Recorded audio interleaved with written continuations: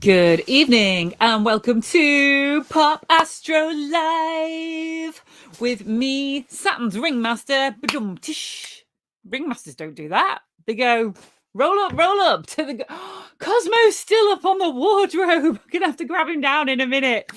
Anyway, I'm going to play our wonderful Brian Cox advert, encouraging. Oh, I can't play it anymore because the price is out of date. No, I'm just going to have to tell you to join the SPA because it is the most wonderful way to increase and accelerate your astronomy knowledge. And we would love to have you as a member. So please start showing the video. It helps with our algorithms greatly. The comments are already flooding in. Do you know what I'll just do? I'll just play the countdown music to give people a chance to join and share.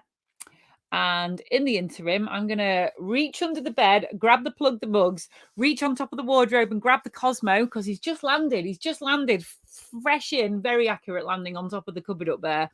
And we will start the show.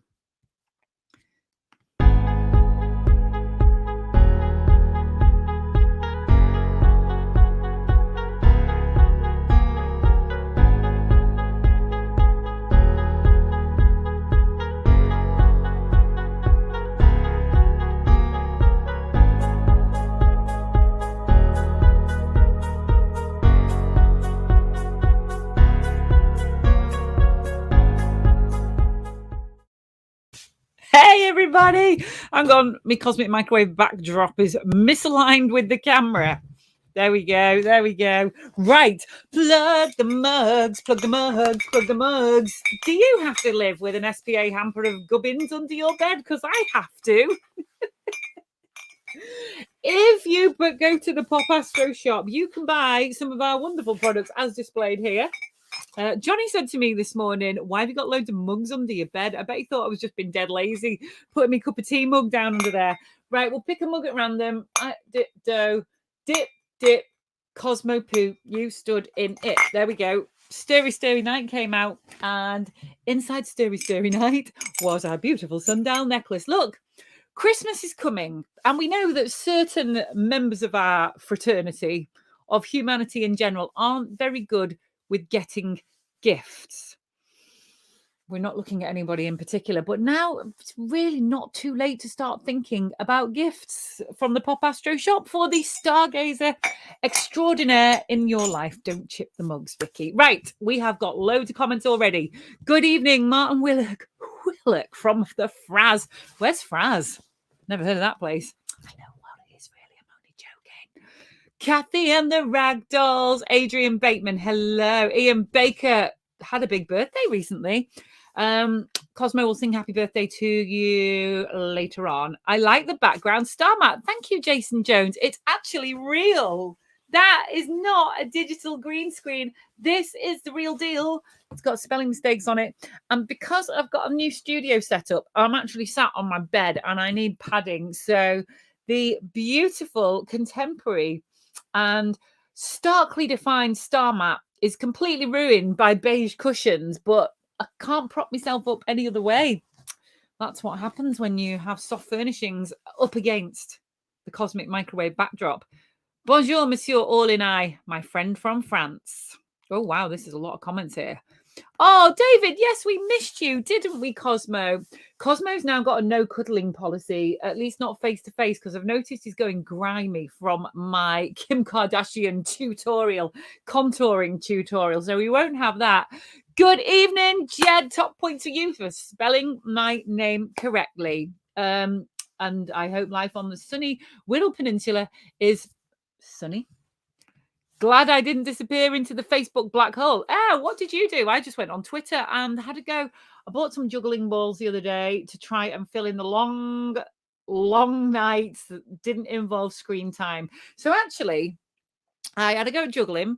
I went on Twitter and then I decided to try and learn some song lyrics. My housemate knows 300 songs off by heart, and I got someone's knocking on the door, somebody's ringing the bell. I'm trying to learn all the names in that. Sister Susie, Brother John, Martin Luther, Phil and Don. And then it changes towards the end. So I'm just trying to learn some lyrics and do something productive with my time. And that's what I did when we all fell into the Facebook singularity. Hello, everybody. Yay, it's Papa. Thank you, Samantha. That's so sweet. Hello. Thanks for the email. I got your reply. It's opened many more questions than I answered in the original email, but I will reply to them in time. Ray, thank you. And Cosmo sends all his groovy little love as well. Good evening, Michael. Hello. Hi. Clear skies here at the moment. It's very stormy here on Anglesey. Okay, so Pop Astro Live tonight. Have you all shared the video, by the way? Give it a like, give it a thumbs up, give it a heart. That helps with our algorithms. Please, please do that for me, just for me and for Cosmo and the SPA.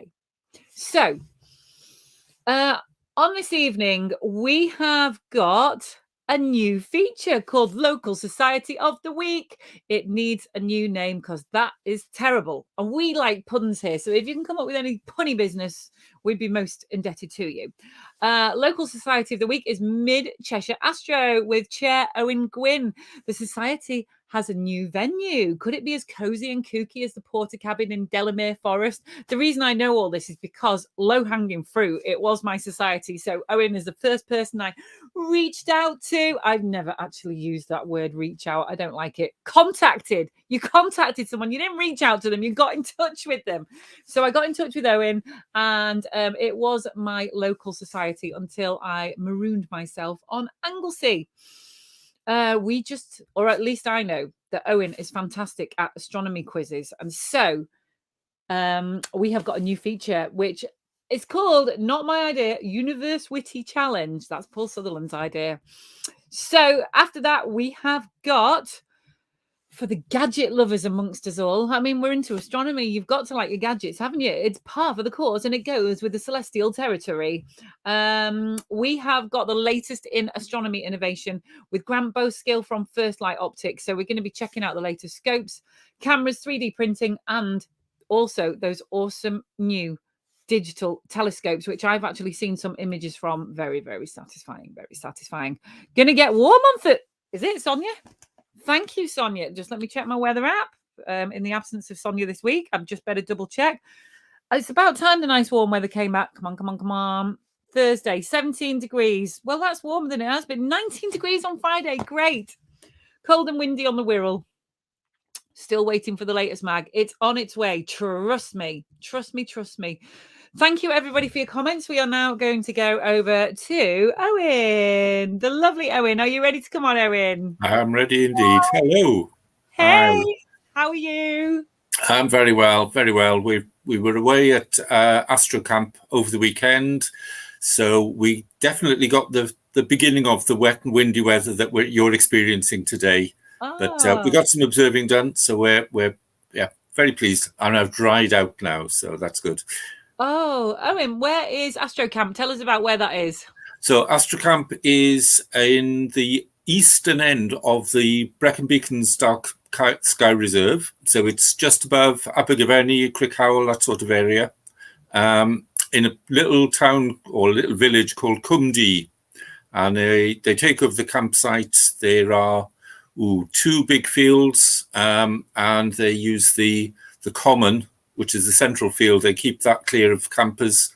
They keep that as an area where basically people can set up their telescopes and share experiences and have a look through nice big dobs. So that's the way it goes.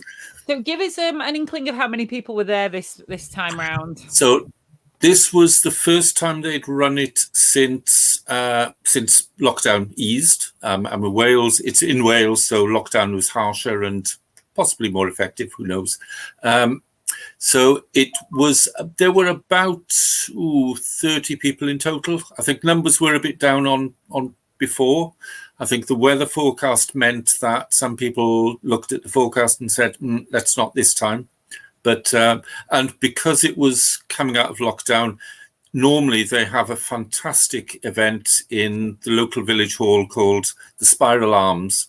Unfortunately, because of COVID restrictions, because of being careful with their customers, they didn't have those. So normally you'd have speakers and a quiz and a bar and entertainments. This time, none of that, but we had a small marquee when it wasn't risking blowing away. And as I say, about 30 or 40 people were there. Lots of good fun, lots of good times. Just lovely to see everyone again, because it's people you've met before. So, and they have them twice a year. They have one in spring, usually in April, and then they have one in the autumn, which is October. This was our first October one. We've been to a couple of spring ones before, but it's very nice. What was your accommodation, Owen? Oh, we are very posh. We have a 20-year-old camper van, which does this very nicely. Well, we've had it for 12 years, but it does this very nicely. It means we're out of the way, the rain and the wet and the mud. So yeah, we're very comfortable. Lots of people in tents, very brave, and there's lots of photos on the Facebook group for people drying out their tents now they've got home. So, Owen, did you get to do any astronomy? Yes, I took my 8-inch Schmidt-Cassegrain telescope down there, which I couldn't get any alignment to work properly, so that was a bit of a disappointment. But I've just recently bought myself a 72mm refractor on a AZ GTI mount, which I got some lovely views. So it's small, but it's light and it's easy to use, and it's nice and bright and crystal clear because it's glass, so it's refraction. So it's very high contrast. So that was lovely. And who was there? Anybody that I might know? I don't know. I mean, I don't know if you know any of the people that do the Awesome Astronomy podcast. So Ralph, Jen Millard. Yeah, probably not necessarily. I don't know everyone you know. So that's the issue. That was a foolish question, but yeah, that's so nice to know that things are starting to come back to normal, Owen. And I have to make a beeline for there next year. You know how I'm a social astronomy social butterfly. You are, yep. Yeah, I know how to work the room because our Venn diagram crosses over right in Mid Cheshire Astro. So tell us a little bit more about the society. Where's it located? So, well, we've just moved. So we used to be in the middle of Delamere Forest. Lovely Delamere. So, which was fantastic. We used to meet in what they call the Forest Explorers cabin, as you mentioned in your intro. It was a cabin full of pelts, stuffed animals, and leaves. Yeah. It was mostly used by people doing forest exploration, but we used it for the night sky. But unfortunately, they've moved they've built a new visitor centre, and the visitor centre isn't suitable for our use. It's got too much glass, not enough blinds, and they wanted us to have staff on duty and pay for our coffees and things like that. So that wasn't going to work. We basically we found a new one. We're now in one of the church halls at Norley, which is about 2.5 miles from where we were. Still very much in the middle of Cheshire, so we're not going to be got under the Trade Descriptions Act. Oh, next time you're there, you'll have to say hello to me dad. Oh, we certainly will. We'll invite him along. Well, you need a spade. Oh dear, right. That was okay. Thank you, Vic. We shall wave. It's all right. As it happens, it's his birthday today, so happy birthday, Dad, at Norley Graveyard. Thinking of you. Yeah, okay. Yeah, we're thinking of you. Yeah, big G. Good work, Owen. Oh, I'm so glad. So, have the meetings started again then? No, we are being cautious, as probably a lot of astronomy groups, our membership tends towards the more mature years. So we were going to consider meeting in October. We've decided not to. We've put a survey out on Google Survey just to find out what our members think about it, what they would like to see. And we're hoping, so long as the numbers are pretty much stable in terms of infection rates and so on, so long as we don't get a severe spike or a new variant, we're hoping that we'll be able to meet in November as our first in-person meeting. And our meet, unfortunately, because we've had to move, we've also had to move our day, so we're now going to be meeting on the third Wednesday of the month, which will be Wednesday of the month. Better than the Friday. We used to be on a Friday. I think Fridays people are often away for the weekend, so they've missed out. So we're hoping that people will be able to make it on the third Wednesday of the month. And one of the things is we've used what 3 words as one of the ways of letting people know where our meeting's going to be. What 3 words is really underrated and underused. If you haven't got what 3 words on your phone, it divides the planet into grids of several meters by several meters and gives you, I'm sure that we're talking to an informed audience. People know what it is, but delivery people don't seem to know what it is. It's very good. Luckily, there's a big enough car park that we could choose what variation we wanted. We found that dark extremely upstairs is 3 words for our car park, so it couldn't be any better, really. Did you have to walk around on the car park and find out your location? No, I used the app and I just pressed on all the squares on the app. So that's really, really cool. How very, very apt. So if you want to find Mid Cheshire Astro, what is it again? Sorry. Dark extremely upstairs. Upstairs. Oh, you're checking it out now, aren't you? There we go. There we go. If you want to go to this on the 3rd Wednesday of every month, once you get the green light to go, where you'll find it. So don't forget to take your red torch because it's dark extremely upstairs at Mid Cheshire Astro. Yes. So talk to us a little bit more about what the society does then. So we don't specifically have observing evenings. We meet monthly, and we have generally guest lectures or members talks. We have done various other things. We've done a few show and tells and swap shops and things like that. But our core activity is get together, have somebody give us a talk, and then we go through any images that people have done. We're quite active on Facebook, so people will send us in their images, and then we'll do a presentation for people who haven't been on Facebook. And that usually keeps us nicely busy occupied for an hour and a half or something. So, but one of the nice things is about Zoom, about meeting remotely, is that we've been able to take advantage of guest speakers from elsewhere. So we've had Julian Onions, who's a very popular speaker, has given us talk from Nottingham. Bob Misen gave us one. He's down in sort of Hampshire area. He gave us our last talk. And it's just sort of really lovely. Mary McIntyre, who's I know lots of people know, she gave us a talk from Oxfordshire. So it's although COVID has been really tough and quite a few of our members have suffered from it, fortunately none too seriously, it has enabled us to work in new ways. And in fact, we were out in over the summer, my wife and I were out in Astrofarm in France, and we were able to host meetings from Astrofarm, which is something you simply couldn't do if you were meeting in person. So it's great. Great stuff, Owen. And of course, let's not forget the magic C word, cake. Well, Liz is upstairs, but yes, we do have cake. Liz isn't the only person, but my wife does make a rather nice cupcake. So there is like a sugar buffet. It is, yeah.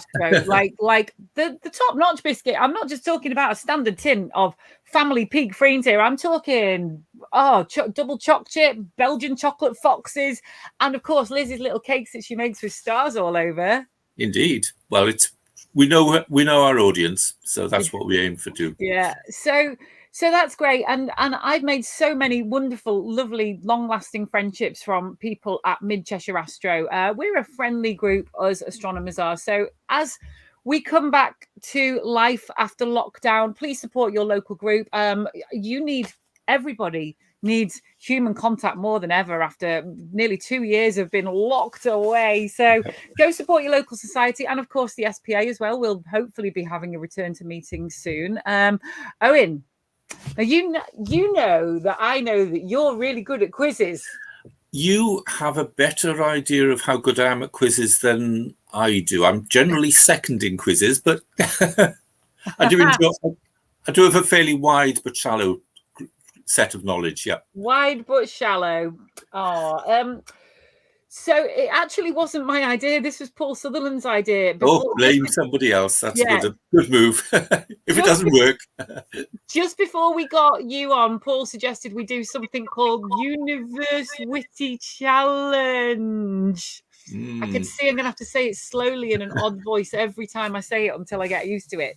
And what we're going to do is ask you 5 questions, cut and pasted off the internet. I mean, where else am I going to get my information from? And we're going to have a Top Gear-esque style massive leaderboard with all the societies in the country with little magnetic strips on. I'm in the process of just commissioning one to get made. But currently, I should have made you a little strip to put you at the top because you're the only one. I can be first for a while anyway. Hopefully, if I get any right. Yeah, I'm just going to close my window because it is drafty. There we go. So you can be on the top of the leaderboard for 1 week only, Owen. And it's only 5 questions. So here we go. Are you ready for your first question in Universe Witty Challenge?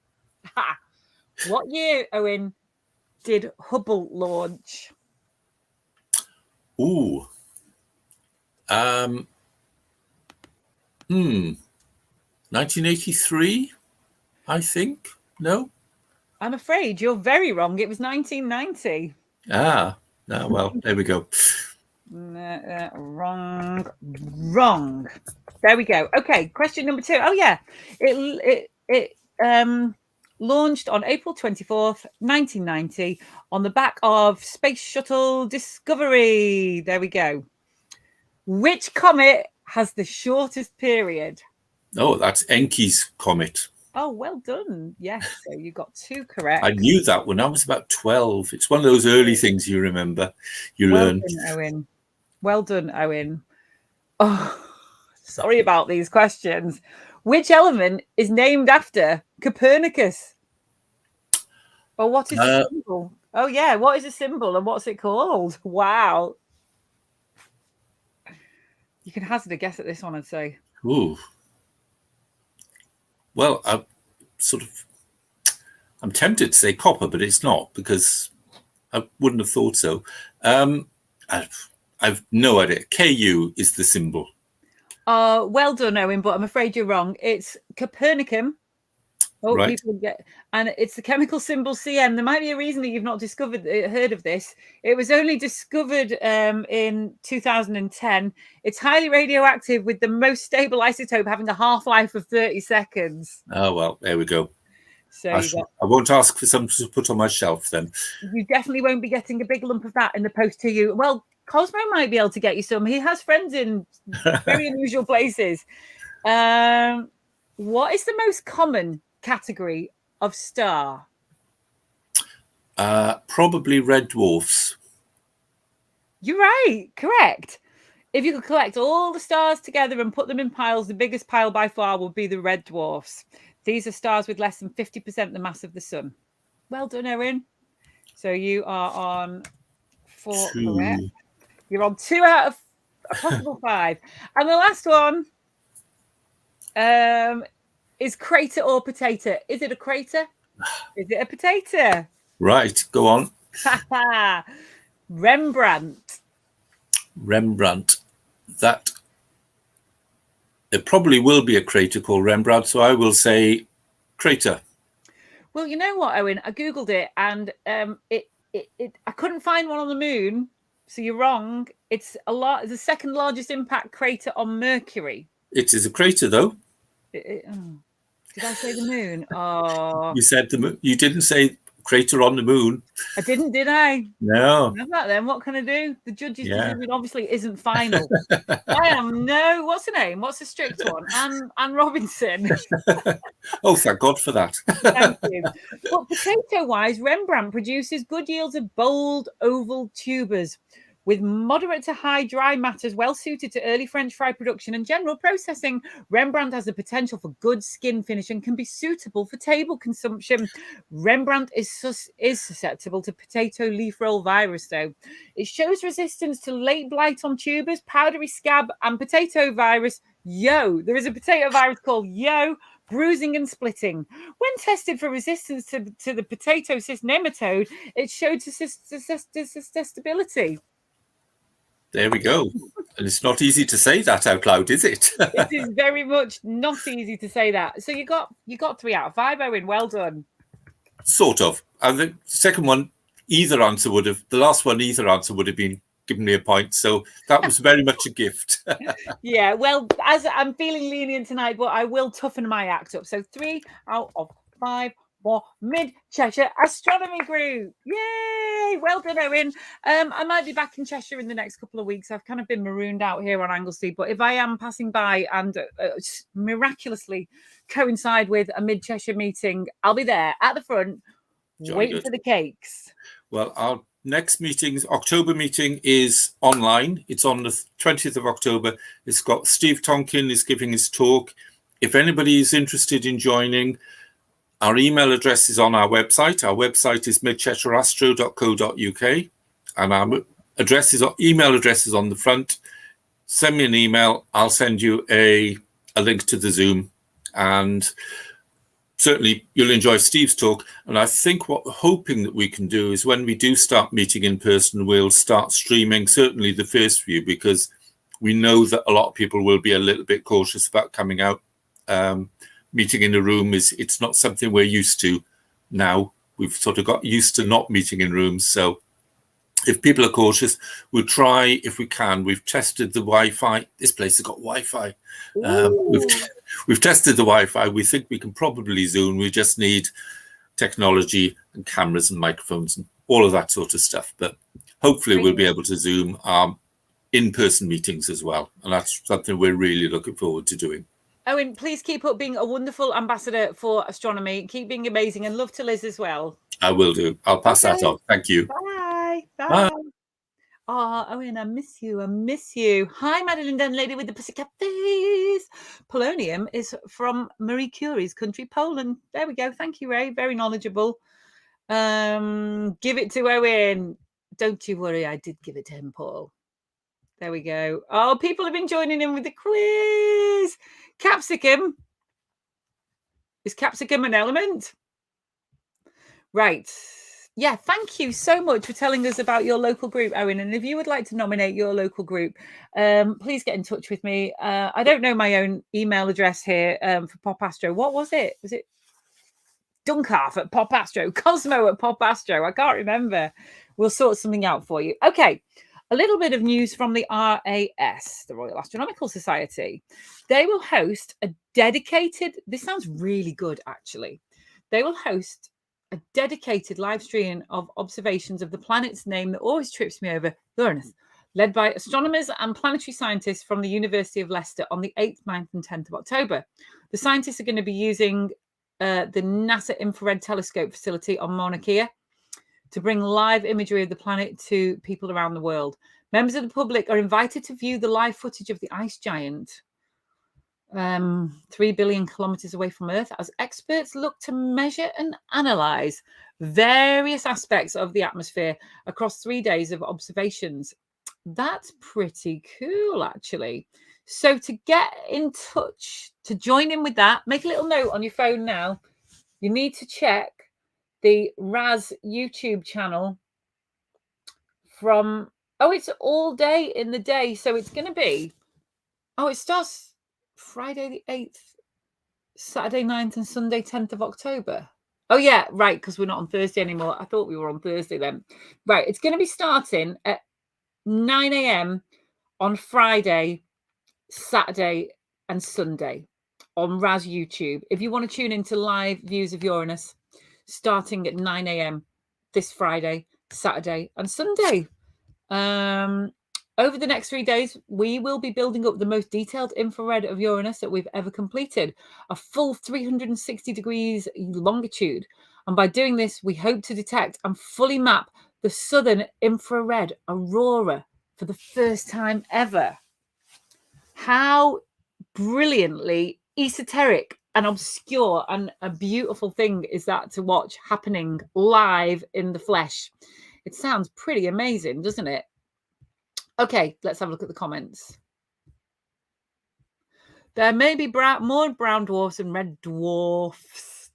Not dwarfs. Snow White and the 7 red dwarfs.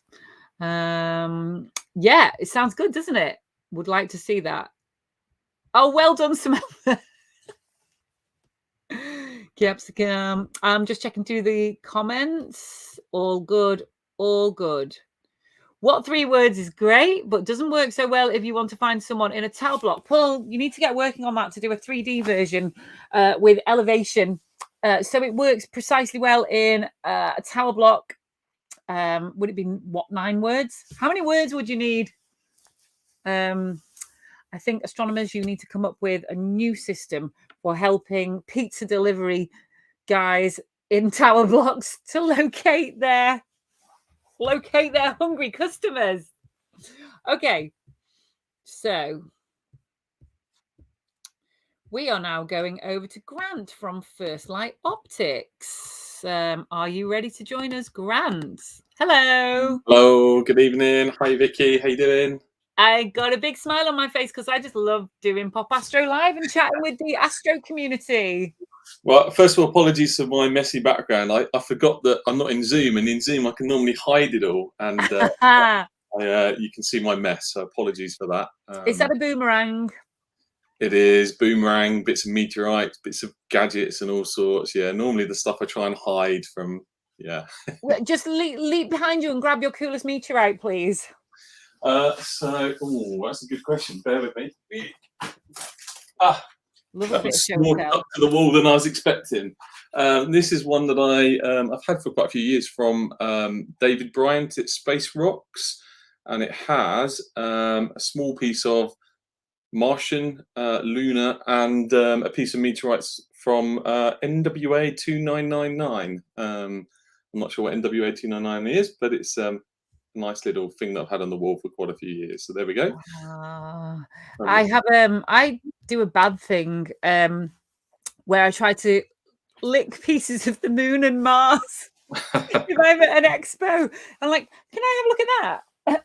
Well, I do have a bit of fossilized dinosaur poo next to me, so I probably wouldn't recommend licking that. That wouldn't be quite so fun. I would do that. Yeah. I mean, after all these years, how much harm can it do you, eh? I think I'd be quite privileged, quite amazing. That could be a new hobby for me. Right, okay. Vicky's Pop Astro address is vicky@popastro.com.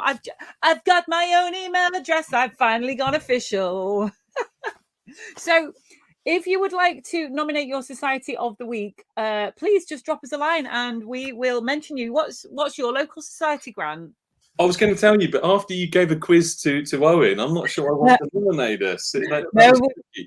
Yeah, my local society is Letchworth and District Astronomy Society, which is in Letchworth, which is in Hertfordshire. Mm-hmm.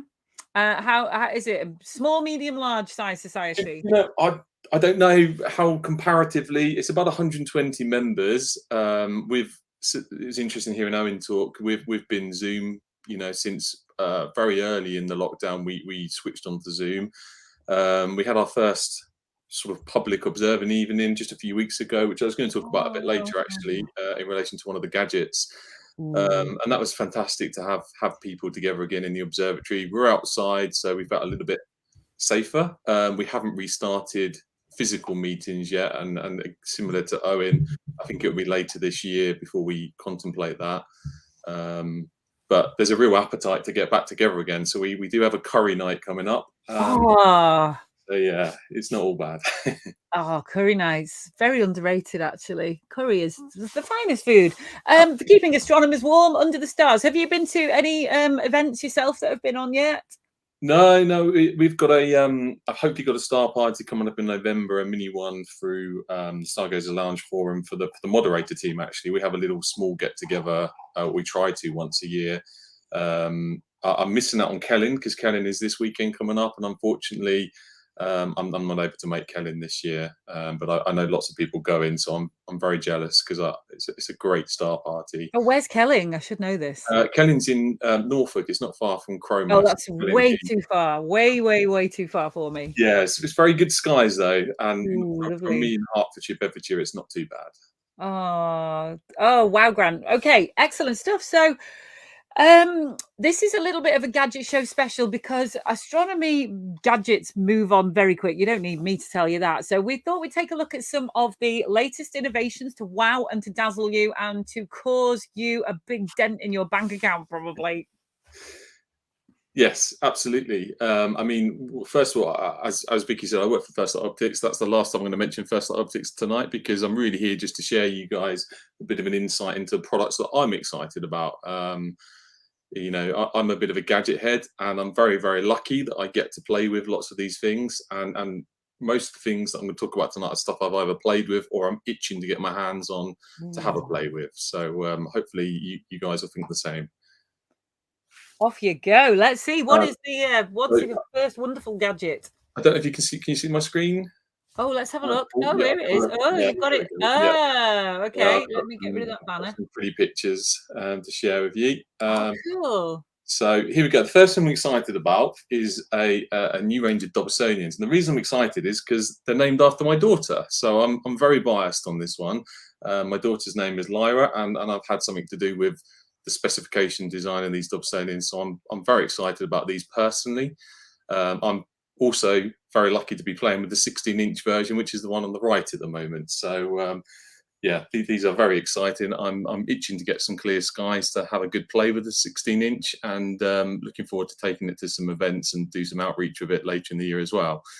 Grant, would you just, I know we've got a lot of new people to astronomy here. Just give us a quick rundown of what makes a Dobsonian good, please. So a Dobsonian is a Newtonian reflector type telescope. And what makes it a Dobsonian is the base. The altasm of wooden base traditionally. And the reason why I think they're such a fantastic telescope is because from a value for money point of view, it's the biggest aperture you can get for your money. So aperture is king when you're doing visual astronomy. You know, the bigger the scope, the more you're going to see, the more fainter objects you're going to see. So that's why a Dobsonian is a fantastic beginner telescope. There's other options these days.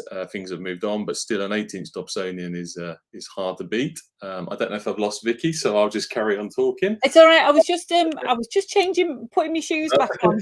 I thought I'd lost you, so I was panicking. I'm here. Dobsonians are a very simple design, and they're very intuitive to use. There's no electronics. There's nothing to kind of set up. You literally do just point it where you want to point it, and away you go. So lots of outreach events, Dobsonians I've seen crowded around with children the most, because they can intuitively understand how a Dobsonian works. You just twiddle it around and you tilt it and you pull it where you want it to go, and it's just a very intuitive telescope to use compared to, you know, electronic go-to ones, etc., etc. I think for a beginner, a Dobsonian is quite hard to beat still. So yeah, very biased about the name of those, but that's my starting point. The next one is a refractor telescope that is just about to hit the market. This one I'm very excited about because, again, I've had something to do with the background of this. But the reason I'm excited about this is because this will be my next imaging telescope. So I have one on the way to me, and I'm very, very excited about that. So I hope to get some really good use out of it over the winter months coming up, especially as the skies stretch out. So that's a bit of telescopes. The main thing that's got everyone buzzing at the moment, though, is a product called the ASI Air. It's been around for a couple of years now, and I've been using one since the very, very early days. And personally, it transformed my astrophotography. It absolutely transformed it, because I spend all day sat on computers. So the last thing I want to do when I'm doing imaging is to sit on a computer. With the ASI Air, I don't sit on a computer. I do everything from an iPad, everything. So polar alignment, guiding, focusing, image sequencing, previewing, absolutely everything is done from an iPad. So I'm sat inside in the warm, cheating. And you don't have to get involved in software configuration. You don't have to worry about Windows updates and drivers and ASCOM and EQ mod and all these other things that some people won't even know what I'm talking about there. And the beauty of the ASI Air is you never need to know about those things. You just plug it all in and it magically works. So this is one of those game-changing pieces of technology that have come along in the last few years. And there's just a couple of screenshots of what it looks like when you're using it on an iPad there. The reason why this is getting a lot of buzz at the moment is because the version 3, the ASI Air Plus, is sort of half released, on its way. There's a lot of beta users out there. Probably some people listening to this are using one already. And this really, I think, even people that dismissed earlier versions of this, I think this free version is really getting the community excited, and I think it's going to be a real game changer, particularly for people just getting into imaging.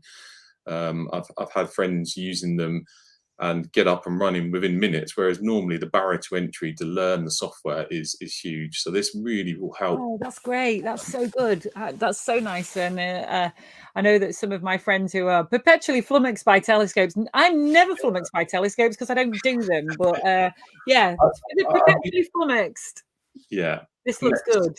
So next we've got there's some new cameras along the way, and if you know anything about cameras, you'll know there's been a sort of a trend moving away from an older technology called CCD towards a CMOS technology, which is CMOS is watching digital SLRs and your smartphones and things like this.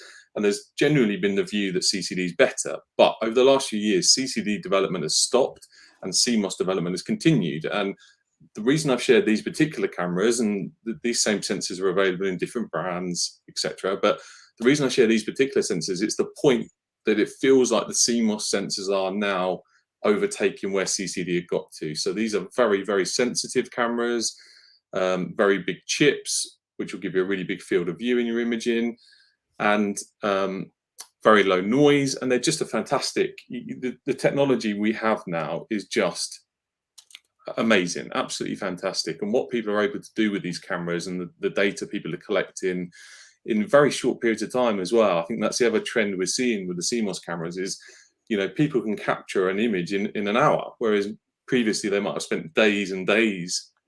Now you can capture a really nice image in quite a short space of time. And I think these sort of new CMOS cameras are really helping with that. So the 2600 is a very big camera for sort of wide field imaging. The 294 is also for wide field imaging, and the 482 and 485 are new planetary cameras. So it's really a bit of a golden age, I think, for cameras at the moment. And there's new developments happening all the time. So it really is really exciting. So that's a little bit on some of the cameras that are coming. There's a couple of new telescopes I wanted to mention just because they're a little bit different and they're sort of opposite ends of the spectrum of what we're seeing at the moment. So we're still seeing a push and a development towards very large telescopes. So on the left is a 260mm telescope. It's got a bit of an unusual design. And what we're sort of seeing is the Chinese manufacturers getting involved in more unusual designs. So this is an example of that. Whereas the one on the right is a really small, it's a 50mm, it's a tiny, tiny telescope. So it's really suitable for people that just want something grab and go, something they can take camping with them. And the reason I share both of those is because these are both ones that I want to have a play with for different reasons. So the one on the right, I'm hoping will become my star party setup in future so that I can get everything in one box, particularly if I'm going away with the family and the kids and the dog. I haven't got much space for astro gear. So some of these smaller telescopes that are coming along, you can get some absolutely amazing images through them without taking up loads of space and having loads of gear to heft around. So sort of one extreme to the other on those. The next thing I wanted to talk about is the 3D printing technology is really starting to make huge inroads in astronomy now. And 3D printing has been around for quite a few years now. There'll probably be people listening to this that do 3D printing. But what we're starting to see now is sort of professionally 3D printed parts hit astronomy. And what I think is exciting about this is it's bringing the price right down for some parts that previously just would not have been feasible to produce these products. They'd be very hard to make in aluminium or very expensive to make in aluminium. And we're now seeing a lot of people designing these parts and turning sort of a hobby into a small business. And that's what's happened with these three particular examples I have here, but there's others out there. And 3D printing is really enabling sort of more complex designs. Some of these shapes would just be incredibly hard to make any other way. And they're so cheap in comparison, and they solve the problem for people. And I think with a lot of astronomy products, that's the key, is we're solving problems for people. We're making life easier for people. We're making improvements. And there's just some examples of those parts there. And I think the quality of 3D printing has really come along in the last few years as well. And I think it's going to be a big part of the future in astronomy and probably many other hobbies as well. So yeah, just a little bit about 3D printing. The next product I'm excited about, because this is a UK-made product from a company called Starlight Express, and they've brought out a new version of their Spectrograph, which is a version that can be run completely remotely. So their current version, you have to be at the spectrograph to tweak it and tune it and focus it and tune the slit and everything else. This version can be done remotely. And the reason I'm very excited about that is because I hope we can send one over to our remote observatory in Spain and start doing some spectroscopy work remotely, and hopefully do some outreach showing people that remotely. So that's why I'm very excited about this product.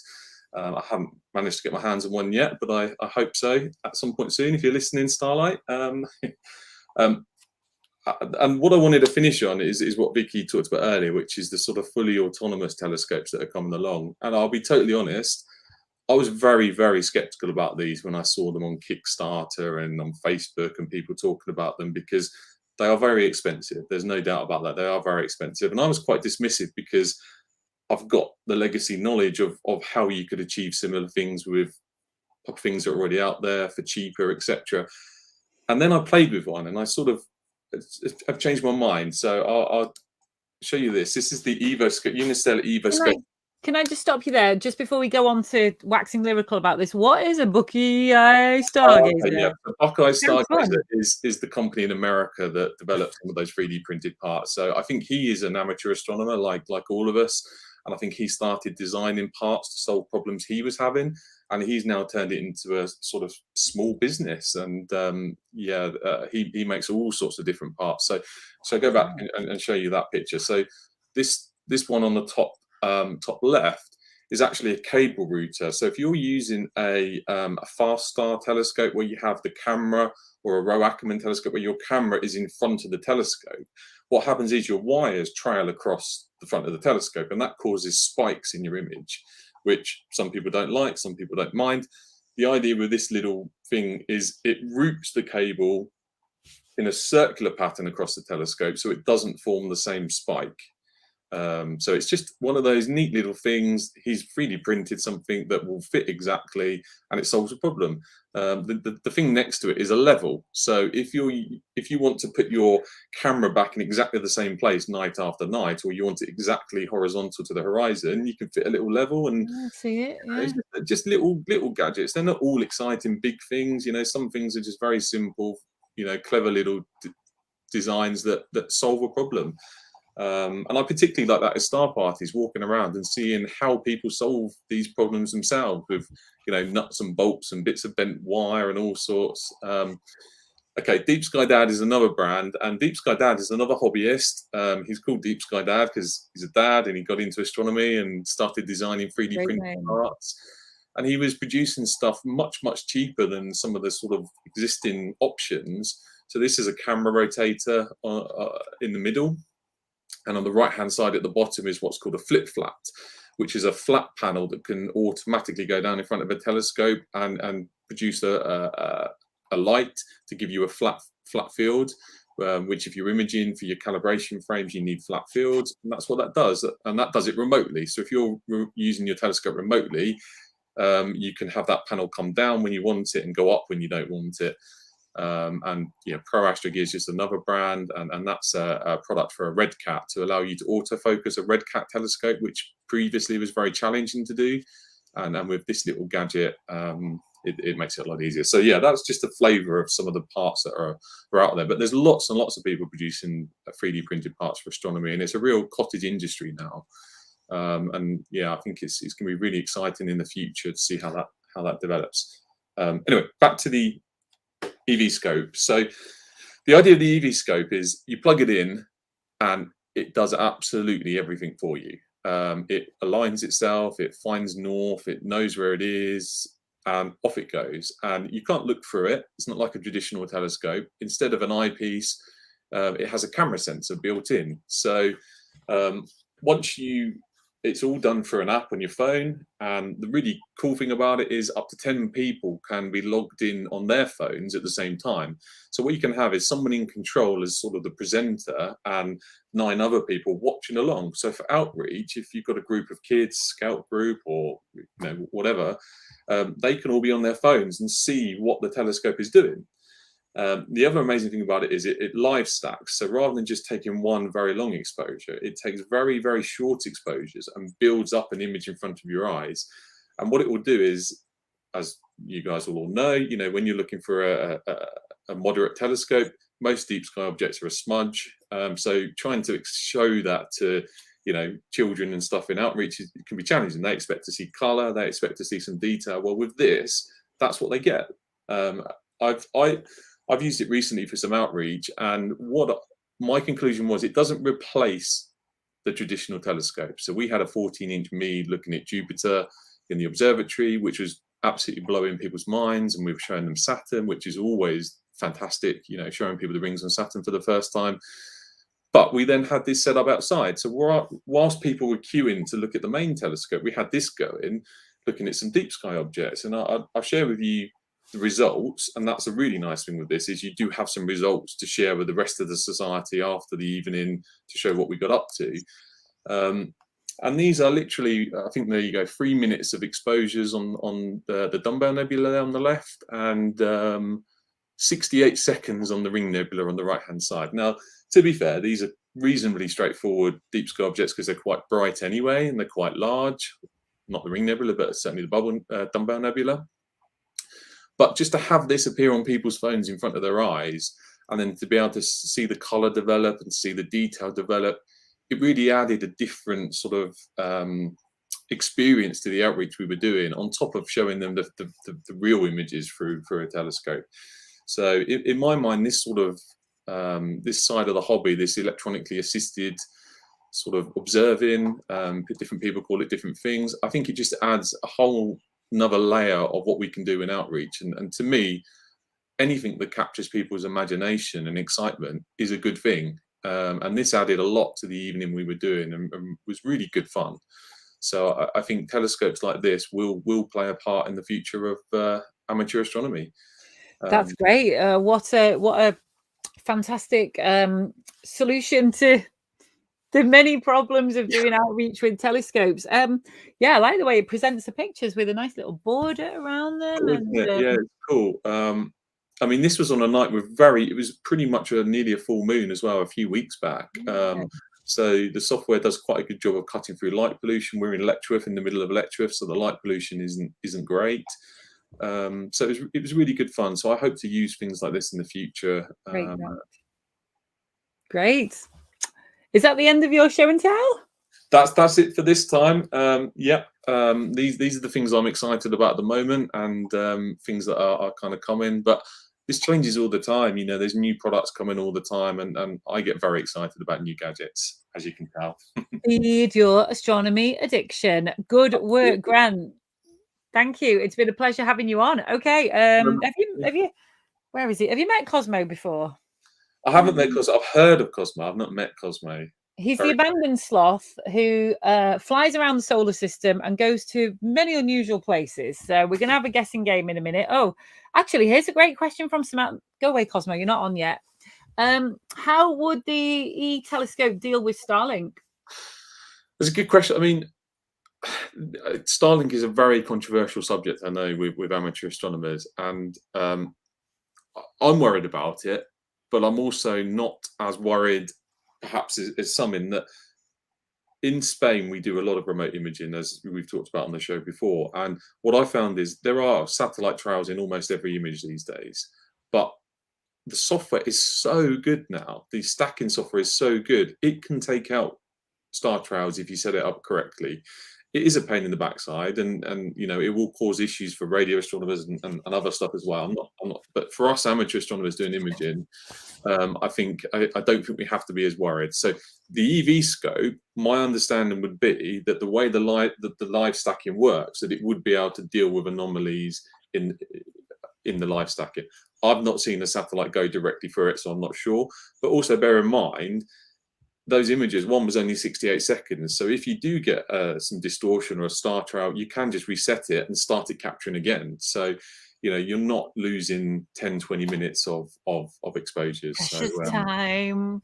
Yeah, absolutely.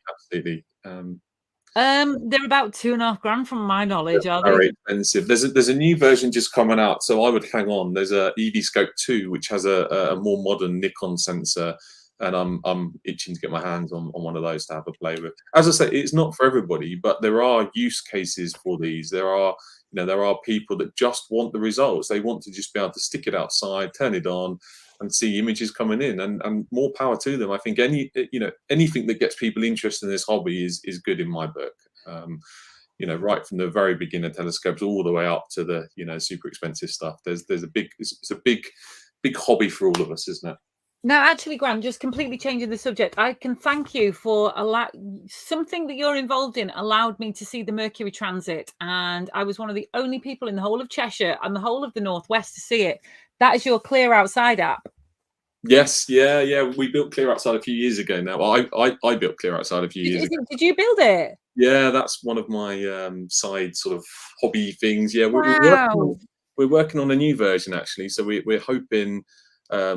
Basically what we're hoping is that we know most astronomers will check multiple weather forecasts, because fundamentally a forecast is still a forecast and they're not always right.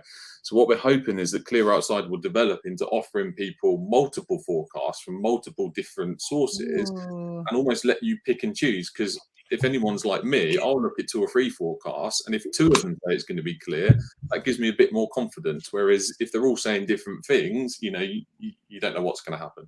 So that's what we're hoping Clear Outside develops into, is almost a one-stop shop for weather forecasting for astronomers. So somehow that app with its multi-layered cloud predictions allowed me to know that there would be 60% cloud cover in Delamere Forest, where Mid Cheshire Astro goes from, 4 days in advance, and we were the only people who had it. I don't know how. It is like witchcraft. It's so blimmin' accurate sometimes, that app is, Grant. I wish it was that accurate all the time. We get an equal number of complaints as we get sort of compliments. So I think forecasting is very, very tricky. And this is why I hope if we can build more sources into it and add more information, it will become even more useful to people. I mean, we've had requests to put aurora forecasts into it, which we're looking at. And we've had a lot of requests from America to put smoke forecasts because of the forest fires and stuff they've had. That has, just because it's clear, if it's all smoky, then you have different issues. So we're looking to make some improvements. Great stuff. Okay, I've got a date with Cosmo now. Lovely to see you, Grant. Thank you. Just before we go, I just saw Ian's comment. This presentation could empty my bank account. I know Ian's got a lot of guitars, so he's a really good target market for you to hustle to. Excellent. Thanks, Vicky. I think he likes to collect. I'll see you later. Thank you, Grant.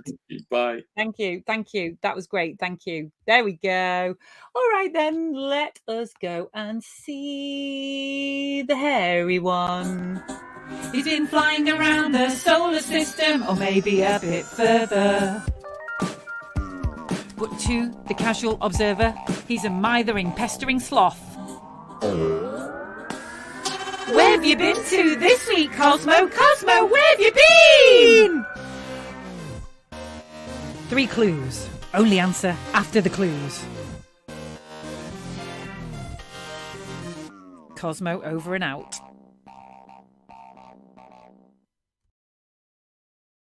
I mean, let's face it, Grant really does have one of the most enviable jobs in astronomy every day, just surrounded by mountains of new gadgets to open up. Wonderful, wonderful, wonderful. Do you know where I've been today? And I'm sweating as a result. I have been to, now it's known in England as Betsy Coed, but it's Betws-y-Coed, and it is the sensational village town. What there needs to be one between a village and a town, in a mountain ravine in Snowdonia. And guess what we saw? Salmon leaping up the waterfall. I've never seen salmon before. Wow, they're big waterfalls, and those hefty fish leaping out of the water.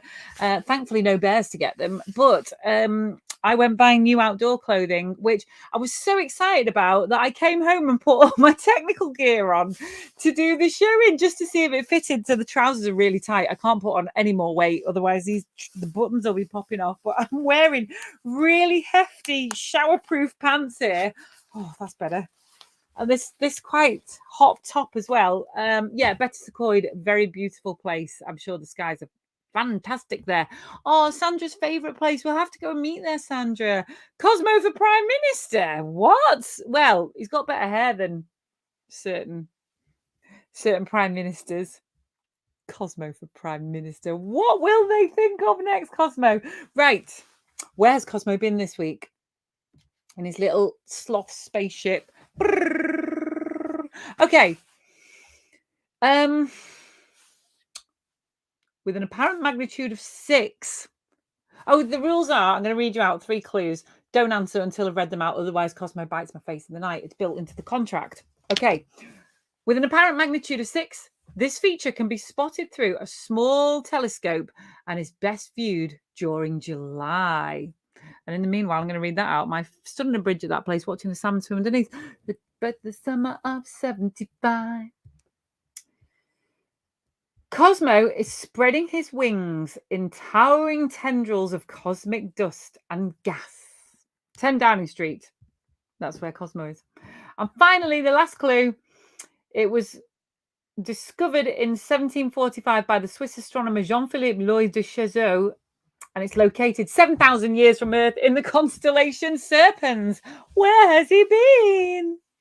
So it's apparent magnitude of 6, best spotted in July, towering tendrils of cosmic dust, discovered in 1745. It's located 7,000. That's not 3 clues, Cosmo. You've got to be more careful when you cut and paste off Wikipedia. Thanks, Grant. Thank you. Okay, there we go. Well done, Tim J. Crook. Got it right. The Eagle Nebula. I wonder how that would look in one of those e-scopes. Probably quite impressive. It's never going to look as good as Hubble's Pillar of Creation picture, is it? Yes, you're all correct. Oh, apart from Adrian, you've got the Horsehead Nebula. No, you got it wrong, Adrian. That was a sheep, not a horse. Yes, the beautiful Eagle Nebula, so called because there's an enormous, dangerous space eagle that lives inside and it loves to eat sloth gizzards. That's why it's called that. Well done, everybody who got it right. Okay, where shall Cosmo go to this week? Dough, exactly. Moldy old dough to you as well, Adrian. Right, Cosmo. 5, 1, 3, 2, 7. Launch, Cosmo. Go. He's gone. He reached escape velocity and he's heading into orbit. Say hello to Mr. Shatner while you're up there, Cosmo. Okay, it is time to go because the Yorkshire Farm is on, I think it's on Channel 5, and I really do like that family who live with the sheep. So thank you to everybody who's helped me. Thank you to Paul and Robin. We need help with the SPA magazine editing process and volunteering for the SPA in general. Get to know new people, make a difference, and get your CV all nice and star-spangled by volunteering with the SPA. And do join the SPA. If you are a lapsed member, if you've watched this show more than 3 times, please join. We would love to have you as members. And please quote that you saw it on my show when you fill in the form. Thank you very much. I would appreciate that. Oh, thank you. Wow, my throat's getting tight now. I can only make these shows an hour long. Otherwise, I start to constrict. Oh, thank you. Thank you. Thank you. Arrange a star party on Anglesey. That'd be nice. Shall we do that? Come play. Oh, thanks, everybody. Great and expensive show. Sorry about that one, Ian.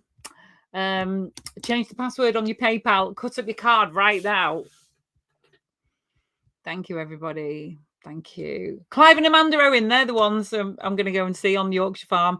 Oh, thank you, Samantha. That's so sweet of you. Thank you. Thank you. Right. Need to go and take my trousers off now. Don't worry, I've got leggings on under, but I am hot. These are rugged, technical pants, far too rugged for be sitting to doing an astronomy show indoors. However, next time the sky is clear, I'll be wearing my new trousers. Over and out. Oh, hang on, new comments. Let's have a look. Star party in Bettiscloyd. That'd be lovely. Oh, thank you, Jay. That's really sweet. That's really kind. Thank you. Thank you to everybody. Thank you to Grant and to Owen. See you all soon. Goodbye. Mwah.